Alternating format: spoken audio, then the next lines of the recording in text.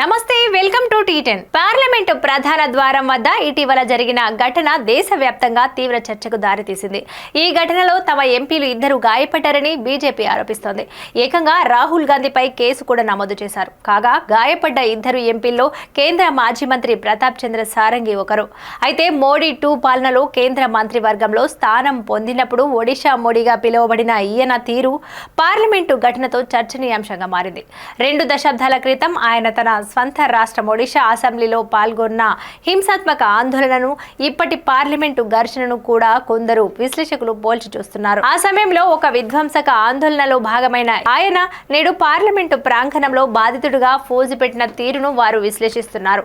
ఒడిశాలోని బాలసోర్కు ప్రాతినిధ్యం వహిస్తున్న ఈ ఎంపీ 2022 మార్చిలో రామ జన్మభూమి అంశంలో భువనేశ్వర్లో జరిగిన ఒక హింసాత్మక నిరసనలో పాల్గొన్నారు. ఒడిశా అసెంబ్లీలోకి దూసుకు వెళ్లి ఆస్తులను ధ్వంసం చేసి అప్పటి సీఎం నవీన్ పట్నాయక్ తో పాటు మంత్రుల ఛాంబర్లను ధ్వంసం చేశారు. భద్రతా సిబ్బందితో ఘర్షణకు దిగారు. ఇందులో ప్రతాప్ చంద్ర సారంగి కూడా ఉన్నారు. ఒడిశాలో నవీన్ పట్నాయక్ బీజేడీతో బీజేపీ అధికార కూటమిలో భాగంగా ఉన్న సమయంలోనే జరగటం ఇది గమనార్హం. ప్రస్తుతం ఈయన పార్లమెంటు ప్రాంగణంలో జరిగిన ఎంపీల ఘర్షణలో గాయపడడంతో ప్రధానంగా కనిపించారు. తలకు తగిలిన గాయంతో దానికి రుమాల్ను అడ్డు పెట్టుకుంటూ లోక్సభలో ప్రధాన ప్రతిపక్ష నేత రాహుల్ గాంధీపై ఆరోపణలు చేశారు. రాహుల్ ఒక ఎంపీని తోయటంతో ఈయన తనపై పడ్డాడని, దీనితో గాయమైందని ప్రతాప్ చంద్ర సారంగి అన్నారు.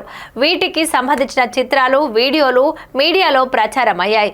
ఒకప్పుడు రాష్ట్ర అసెంబ్లీలో హింసాత్మక ఆందోళనలో భాగమైన ఆయన ఇప్పుడు పార్లమెంట్లో బాధితుడిగా మారి ఆరోపణలు చేస్తున్న తీరు పలు అనుమానాలను రేకెత్తిస్తోంది. బజరంగ్ దళ్, RSS వంటి హిందుత్వ సంస్థలలో పనిచేసిన ఆయన ఇటువంటి టక్కుటమార విద్యల్లో బాగా ఆరితేరిన వాడినని పలువురు పేర్కొంటున్నారు. ఇది వంటి న్యూస్ చూస్తూనే ఉండండి T10.